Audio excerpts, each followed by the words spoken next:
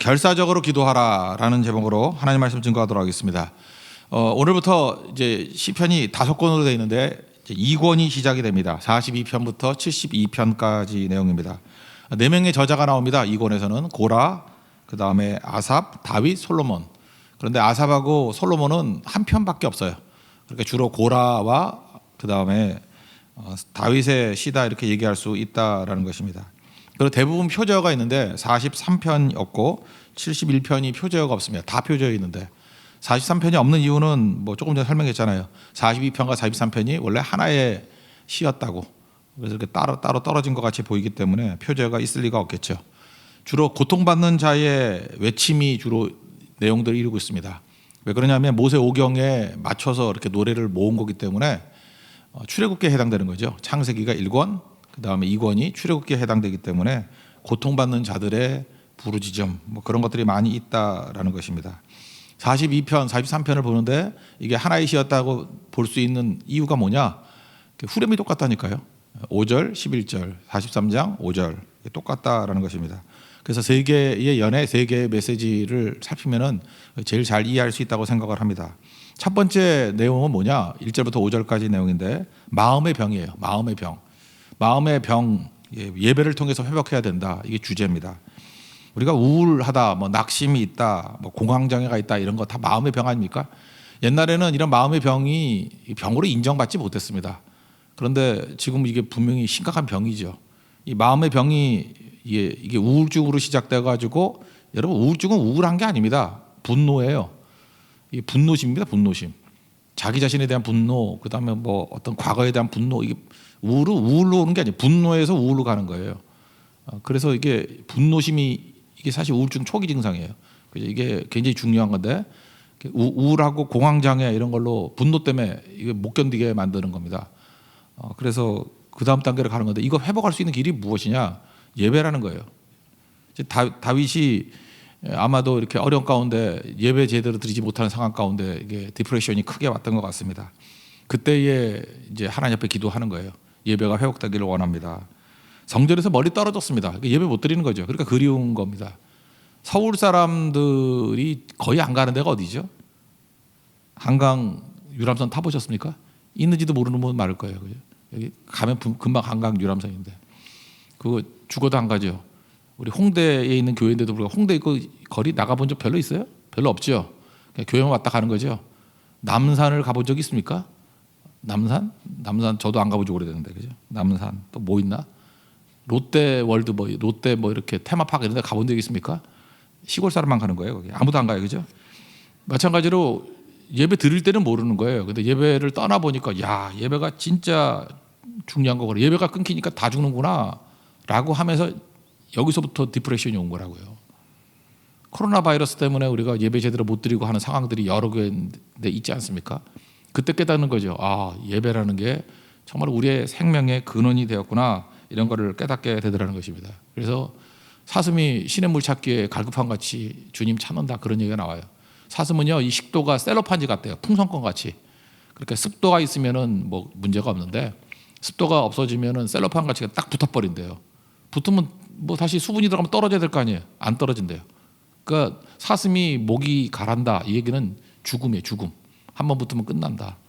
그래서 사슴은 이리 뛰고 저리 뛰고 그래서 뭐 내셔널 지오그래피 이런 데 보면은 사슴은 사자가 있는데도 불구하고 목숨 걸고 와서 물 마시잖아요. 그죠? 그래서 제가 보니까 그래. 한 10대 마리가 동시에 와. 그래서 한 마리만 죽고 나머지는 물 마시고 도망치는 거예요. 랜덤으로 죽는 거죠. 그런 정도로 가라앉은 거 사슴의 모습이다 그런 뜻이라는 겁니다. 근데 여기는 굳이 말해서 꼭 사슴이라기보다도 정확히 말하면 우리 식으로 하면 염소에 가까워요. 외모가. 사슴보다는 염소에 가깝더라고. 그래서 여러분들 그 사해 옆에 오아시스가 있는데 그 오아시스를 엔게디라 그래. 엔게디 광야.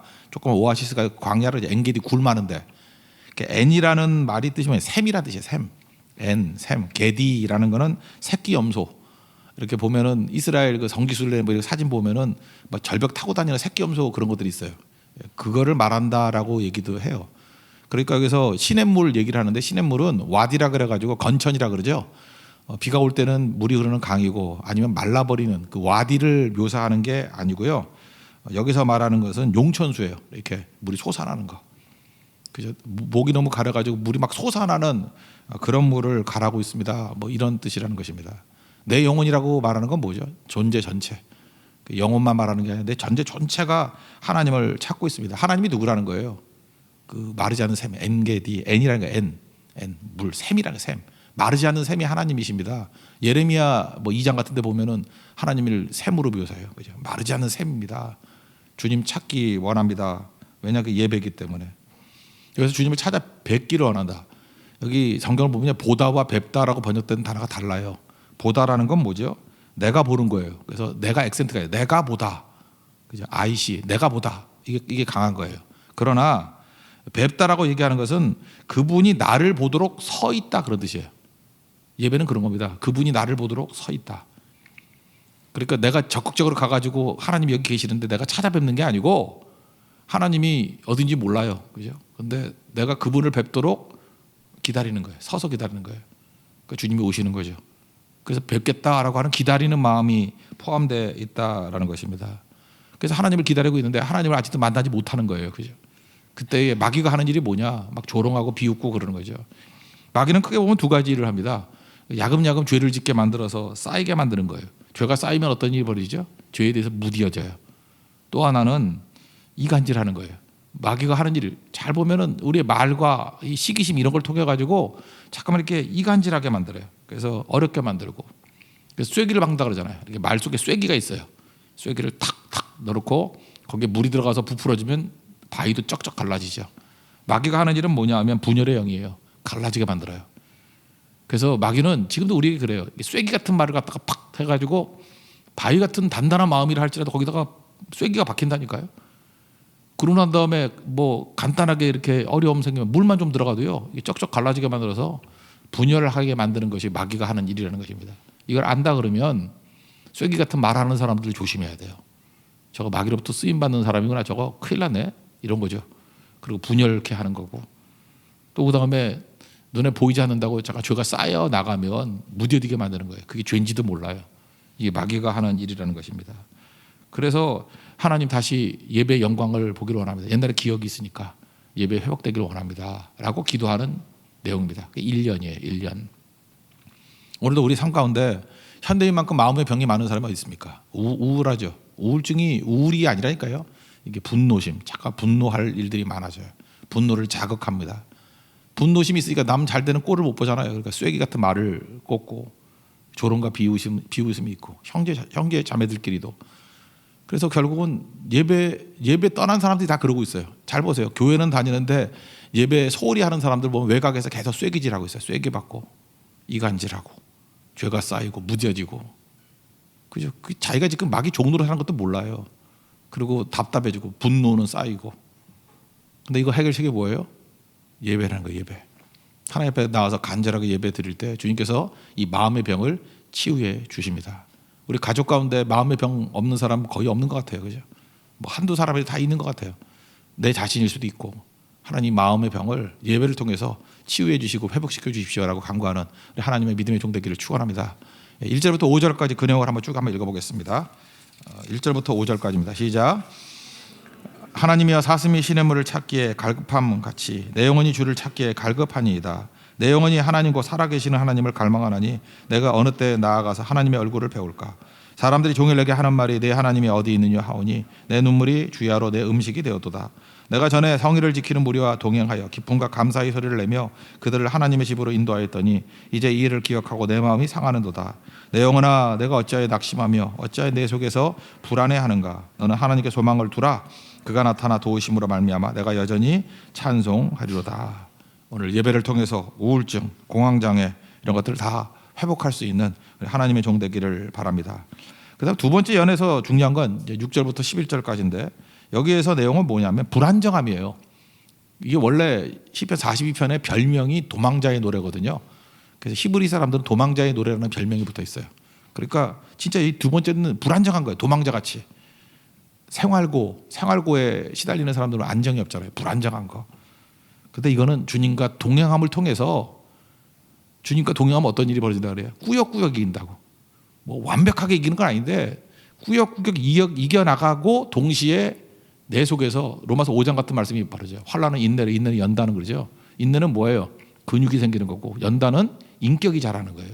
그래서 그걸 통해서 불완전함을 주님과 동행함으로 불완전함도 이겨나가지만 동시에 하나님의 거룩한 형상이 지어져 가고 있다는 거예요.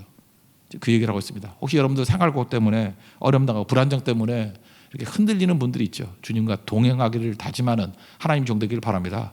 그러면 범사의 유익이 있다는 거예요. 합력하여 선을 이룬다는 거예요. 그게 두 번째 안에서의 핵심이라는 것입니다.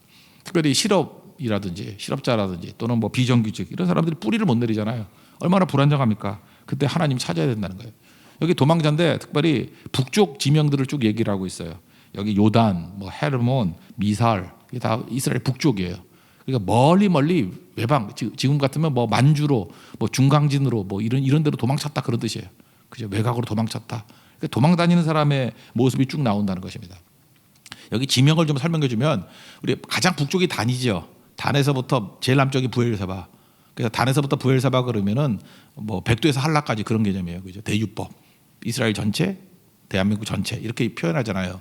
그러니까 단 이거 설명을 하면 이렇습니다.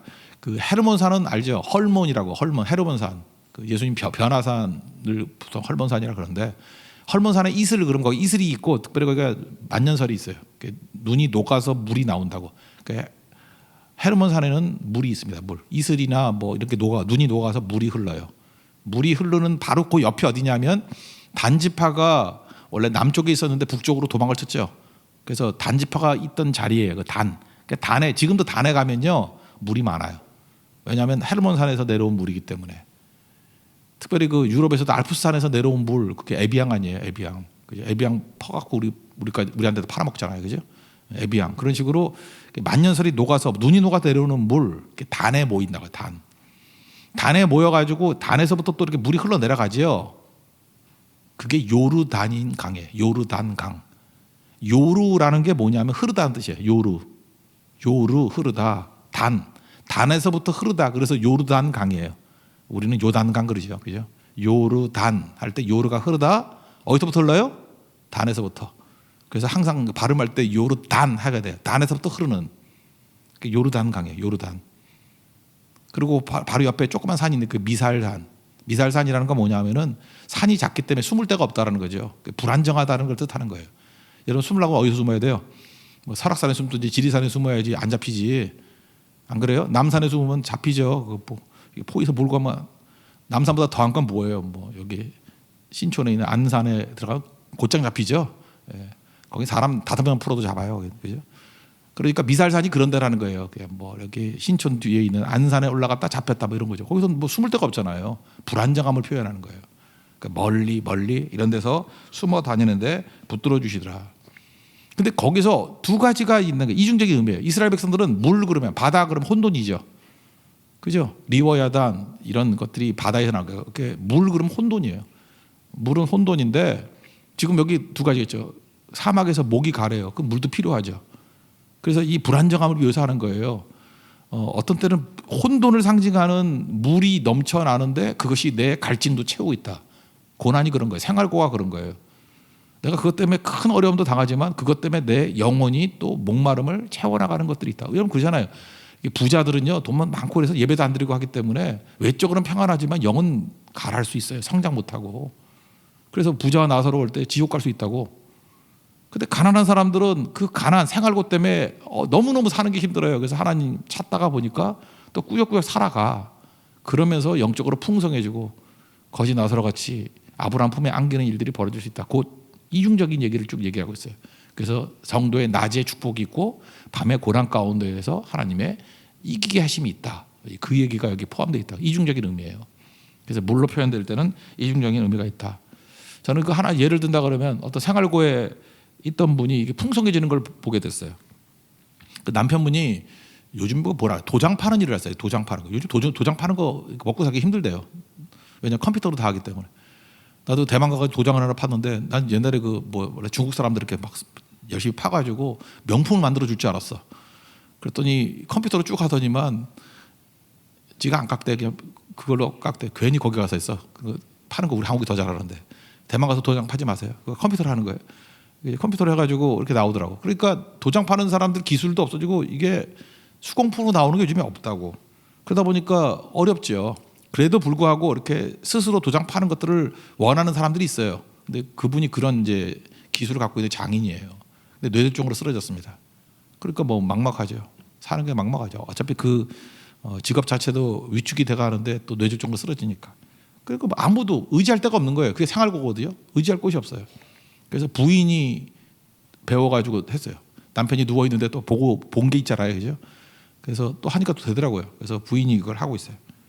하고 있는데 짐이 너무너무 많은 거예요. 시댁 2분 다 쓰러지셨고, 친정 2분, 아버지 어머니 다 쓰러졌고, 그 4분을 봉양해요. 그 요즘에 되지도 않는 도장 파가지고. 근데 그래도 꾸역꾸역 또 살아가요. 어떻게 살아가는지 은혜 가운데. 그분 담당하는 목사님이 만나셔가지고 위로해 줬대요. 손을 잡으면서 이 손이 위대한 손이라고, 하나님의 기도의 손이라고. 그랬더니 마음에 쌓인 응어리 그런 거 있죠. 너무 힘들었기 때문에 눈물을 쏟으면서 이제 감격이 하더라. 근데 묘한 게 뭔지 알아요? 그분 삶 가운데 진짜 꾸역꾸역 살아요. 근데 영적으로 풍성해지고 애들은 또 왜 이렇게 잘 되는지, 그죠? 그걸 기독교 명문 가문이라 그래요. 그런 과정을 통해서 그 토양에서 인물이 나오는 거예요. 뭐 넉넉하다 그러면 되게 깡패들이 나와요. 알아요? 그 문제가 있다고 그러니까 애들한테 줄 수 있는 최고의 뭐 신앙의 유산이죠. 저는 이 생활고 속에서 하나님께서 주시는 이 풍성한 그죠? 이게 헐몬산의 그런 요단강의 능력, 그죠? 이런 것들을 보게 돼요. 제일 중요한 게 무엇입니까? 이때 동행이에요. 동행. 주님과 항상 동행함으로 이길 수 있는 하나님의 종되길 바랍니다. 이것이 다윗의 삶이고 우리의 삶이 돼야 된다라는 것입니다. 6절부터 11절까지 이연 한번 읽겠습니다. 시작. 내 하나님이여, 내 영혼이 내 속에서 낙심이 되므로 내가 요단 땅과 헤르몬과 미살 산에서 주를 기억하나이다. 주의 폭포 소리에 깊은 바다가 서로 부르며 주의 모든 파도와 물결이 나를 휩쓸었나이다. 낮에는 여호와께서 그의 인자하심을 보시고 밤에는 그의 찬송이 내게 있어 생명의 하나님께 기도하리로다. 내 반석이신 하나님께 말하기를 어찌하여 나를 잊으셨나이까? 내가 어찌하여 원수의 압제로 말미암아 슬프게 다니나이까 하리로다. 내 뼈를 찌르는 칼같이 내 대적이 나를 비방하여 늘 내게 말하기를 내 하나님이 어디 있느냐 하도다. 내 영혼아, 내가 어찌하여 낙심하며 어찌하여 내 속에서 불안해하는가? 너는 하나님께 소망을 두라. 나는 그가 나타나 도우심으로 말미암아 내 하나님을 여전히 찬송하리로다. 아멘. 세 번째는 43편에 나오는 건데, 이거는 권력으로 인한 핍박이에요. 구조적인 핍박, 막 나라로 임한 핍박, 그런 거죠. 그러니까 경건하지 않은 나라가 이 나라라는 권력을 가지고 막 믿는 자를 핍박하는 거죠. 구조적인 핍박 또는 불의의 세력으로 인한 권력의 핍박, 그런 걸 얘기한다는 것입니다. 옛날에 교회도 얼마나 핍박을 많이 당했습니까? 그죠? 권력 가지고. 뭐 일제 시대 때 특별히 많이 그랬죠. 뭐 교회 불태우기도 하고, 제암리 같은 데는 성도 모아놓고 불 질러 버리고, 신사 참여 안 한다고 뭐 감옥에 쳐넣고, 이런 것들이 있죠. 이게 나오는 게 나봇의 포도원 같은 게 그런 거 아닙니까? 아하방 때 아하방이 별궁이 있었어요. 근데 별궁 옆에 그 나봇의 포도원이 있는데 그게 탐이 나는 거예요. 별궁에 앉아 저거 내 거 했으면 좋겠다, 내 거 했으면 좋겠다. 이유는 웃겨요. 나물 심어 먹으려고. 나물이 그렇게 중요한가? 그죠? 나물 심어 먹으려고. 그래서 팔라 그랬더니 안 팔아 그랬다고요. 왜냐하면 고지식해요. 나봇은 하나님의 기업은 팔 수 없는 거야. 땅 못 파는 거거든요. 이스라엘은 팔 수가 없습니다. 하나님의 언약을 어기고 팔 수는 없습니다. 그렇게 얘기했더니 그렇지 하면서 병져 누워요. 그랬더니 옆에 있던 아내가 와가지고, 이세벨이 와가지고 왜 그러냐 그랬더니 저 땅 안 판대. 그래서 병 났어. 내게 맡기라고. 그랬더니 이세벨이 어떻게 해요? 그 동네에 있는 유지들 모아가지고 거짓 증거하게 만들었죠. 나봇이 하나님 저주했다고. 여러분, 권력은요 얼마든지 거짓 증언을 뽑아낼 수 있어요. 권력은요 얼마든지 사기칠 수 있고 거짓말할 수 있어요. 그 너무 믿지 마세요. 그죠? 그래서 죽입니다. 나봇을 죽입니다. 권력은 죄짓기 쉽습니다. 권력이 죄짓기 쉬운 이유가 뭘까요? 말 안 해도 알아서 해주는 사람이 있어요. 말 안 해도. 이세벨 같은 게 있고요. 눈치만 줘도 알아서 다 해요. 그럼 나중에 그러죠. 내가 한 거 아니라고. 뭘 내가 한 게 아니에요. 눈치를 준 게 문제죠. 그 구조가 문제죠. 그래서 권력에는 항상 이세벨이 있습니다. 그래서 여러분들 권력 가는 그런 거 좋아하지 마세요. 권력 가지면요, 여러분들이 눈치만 줘도 뭐 마음에 원하는 것만 표시해도 알아서 뛰는 그런 완장차놈들이 있다니까. 그거 아합도 같이 죽는 거예요. 그죠? 개한테 뜯겨가지고 개밥되죠. 개가 피를 핥으리라. 하나님 심판하시나. 권력 남용이 있다라는 거예요. 그래서 우리도 권력을 갖게 되면 무조건 겸손해야 돼요. 이건 위험한 겁니다. 엄청나게 위험한 거라는 거예요. 우리가 권력으로부터 고난을 당할 때 해야 될 일이 뭐냐? 결사적인 기도예요. 결사적으로 기도하면 하나님이 뒤집어 주셔요. 히브리서 11장 33절에 보니까 이런 얘기가 나죠. 그들은 믿음으로 나라들을 이기기도 하며. 여러분, 나라와 개인이 싸우면 누가 이겨요? 나라가 이겨야 당연한 거잖아요. 엄청난 나라의 힘이니까. 근데 결사적으로 기도하면 나라가 뒤집혀요. 나라가 뒤집힌다니까. 그걸 보여주는 거예요. 그래서 여러분들 어떤 강력한 권력이 여러분을 갖다가 이렇게 압박하고 힘들어한다 그러면 결사적으로 기도하십시오. 그러면은 소수의 사람이 기도한다 할 때 그 뒤집혀요. 그런 케이스가 다니엘 아니에요? 나라가 압박했잖아요. 나라가. 근데 결사적으로 기도하니까 그 나라가 뒤집히잖아요. 그거 아세요? 바벨론 뒤집히고. 그죠? 바벨론 뒤집혀 버렸어요. 그래서 페르시아가 돼버리고 또 간절히 기도하다가 페르시아가 뒤집혀 버리고. 제국을 뒤집는 기도예요. 다니엘이 그래서 중요한 거예요. 요새도 마찬가지죠. 국가적인 압력을 가했을 때 간절히 기도하니까 그 나라를 차지해버린 거죠. 그냥 총리가 돼가지고. 그렇게 변화가 된다라는 것입니다. 그러니까 우리가 해야 될 일이 뭐죠? 우리 고린도후서 4장 7절에 보니까 이 보배를 질그릇에 가졌다고. 우리 질그릇이에요. 약해요. 우리 자신을 보면 질그릇이라고. 근데 하나님을 향한 이런 보배, 예수 그리스도 향한 기도를 담으면, 결사적인 기도를 담으면 그 엄청난 권력이라고 하는 것들이 뒤집힙니다. 여러분 믿습니까? 그래서 어떤 압력이 온다 할지라도 이거 가르쳐야 돼요. 특별히 청소년들은요 요즘에 사회적 압박이 엄청납니다. 특별히 학교 같은 데서 구조적인 폭력 뭐 이런 게 있거든요. 그 애들이 막 미치려 그래요. 그 뭐 어머니 아버지한테 얘기하면 요즘 부모님들 다 직장 다니잖아요. 그러니까 야 이만 적응 잘해야지 뭐 이래 버리고, 선생님한테 얘기하면 요즘에 학교 선생님들이 자포자기합니다. 잘 나서려 그러지도 않고. 기껏 내가 뭐 학폭위원회 뭐 이런 거 만들어 가지고 뭐 그냥 서류나 만들려 그러지 근본적인 해결이 안 되거든요. 그래서 청소년들에게 이 결사적인 기도를 가르쳐야 돼요. 기도를 하나님께 매달리는 걸 가르쳐야 된다고. 그런 청소년들이 한둘씩 나오면요, 지금 이 사회가 품고 있는 이 난제들을 하나씩 다 뒤집기 시작해요. 학교 문제도 해결이 될 것이고. 잠깐 어른들이 해결할 생각하지 마세요. 우리가 무슨 힘이 있어요?